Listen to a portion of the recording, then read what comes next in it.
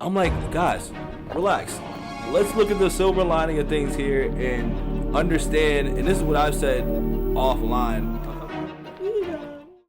What's up, my sports guys? My green team is in gang green, man. We back on the channel again, man. I know it's been a minute, but you know my mouth has been hurting, and I'm fairly new to this side of town. But don't forget to like, share, comment, and subscribe on this video, man. We hopping right into hating ass Gilbert, dog.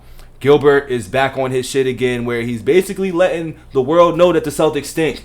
And he did this last year, and we shut his ass right up by winning the chip. But he's on a different type of time this time by saying the Celtics, you know, they're not going to go back to back. And I seen this quick little excerpt on my feeds today, and I just wanted to give it a little listen to see what they was really talking about. Now, Rashad McCANTS, is it obvious, is sitting here with the Celtics gear on, agreeing with crazy-ass Gil.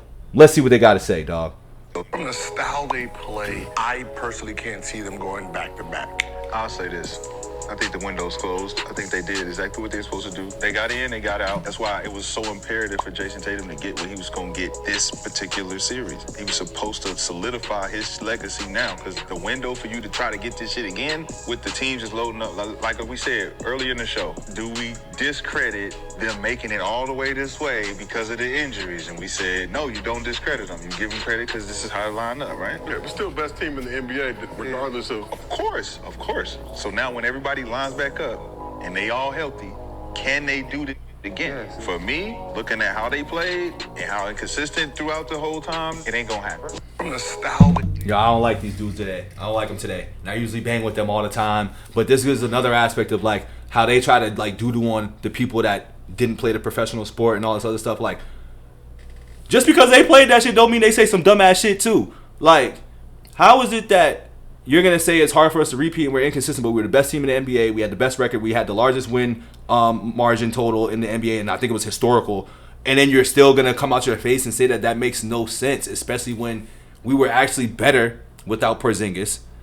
We were also unhealthy going into the playoffs, missing our main guy who was a 20 to 30 plus scorer and still won the finals. And then on top of that, I think he made a point stating that when everybody's healthy again. So when the season resets, like, do we just turn the injuries off? Do we turn the injury settings off this time versus any other year? Because last time I checked, every year, somebody, main pieces, key pieces, whatever, dudes are getting hurt every year in the playoffs. So I hope you know that, like, if we get back to that point again and y'all have this same narrative, I want to understand how, like, y'all gonna defend that and go back to that. Cause I'm gonna save this. This is bulletin material right here, and I hope it's bulletin material for Jaylen Brown and Jason Tatum too, because this was crazy. Even the way that they said the style of play that they had, have we not seen the Warriors dominate the way that they played for the last decade?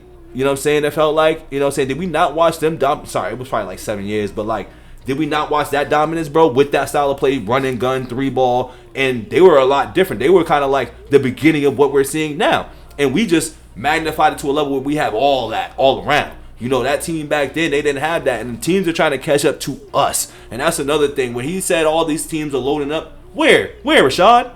Where are they loading up at? Only team that's really loaded up in the East that I can say is a threat, air quotes on the threat, is the Villanova Knicks.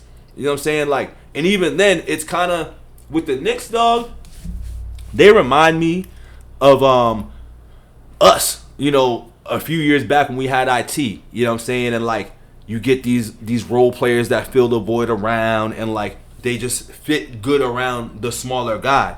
But I've seen that story before, dog. And, like, I also, no offense, how are the Knicks going to survive a whole... Until you get rid of Tibbs or tell Tibbs to stop running his guys into the goddamn ground, where are the Knicks going to be? Where are their players going to be by round 2, game 6? You know what I'm saying? When he's playing 6-7 guys 60 minutes.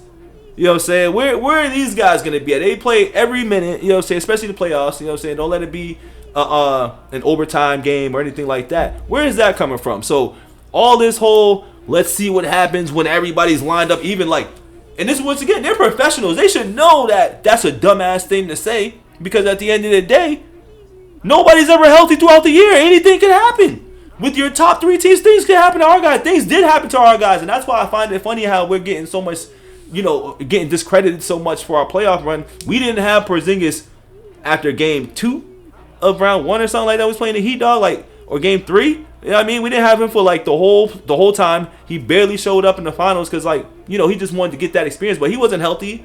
So we didn't have our main guy. We were supposed to, you know, based off of how everybody talks about us and talks about the Jays, we were supposed to lose when we didn't have Porzingis in it. We supposed to be watching the Mavericks celebrate. So I'm not a big fan of that narrative, man. I know that, you know, they tend to hate on the Celtics a lot, and I don't even know his day. I think it's really Gilbert, and then he just influenced everybody. I'm like, yo, they saying with the Boston stuff on, but they bashing about how they not gonna repeat. Like, I know repeating's hard, but also, if you haven't seen my other video, just kind of discussing the road to repeat and just all this motivation that they have the same team. They brought the band back. You know what I'm saying? You have a different type of spark under our main guys' asses. Like, yeah, they could have came into this with the championship hangover, but you don't think they're paying attention and seeing all this? That's only motivating these dudes, like I've said, 10 times more. 10 times more, dog. So it's like, good luck for the league is how I'm going to put it. Good luck for the NBA. Because I'm going to sit back and be back on my humble stuff when the season starts. Because I always feel like, once again, anything can happen. And I'm not guaranteed we're repeating as champions or anything. But all of this chitter-chatter that's going on about them right now all summer, in the Olympics and the snubs and all of that, yeah, this is a recipe for repeat. Some R&R, baby. So with that being said, that's all I got, man. This is my rant on the day in terms of, you know, the basketball stuff. So let me know how y'all feel about Gilbert and Rashad's comments on the couch regarding our Celtics teams, and if we can repeat. Do y'all think we can repeat? Do we have a chance to repeat? And, like, who's really seeing us out east? Let me know. And also, who's seeing us out west? Let me know. I'm out of here. Peace.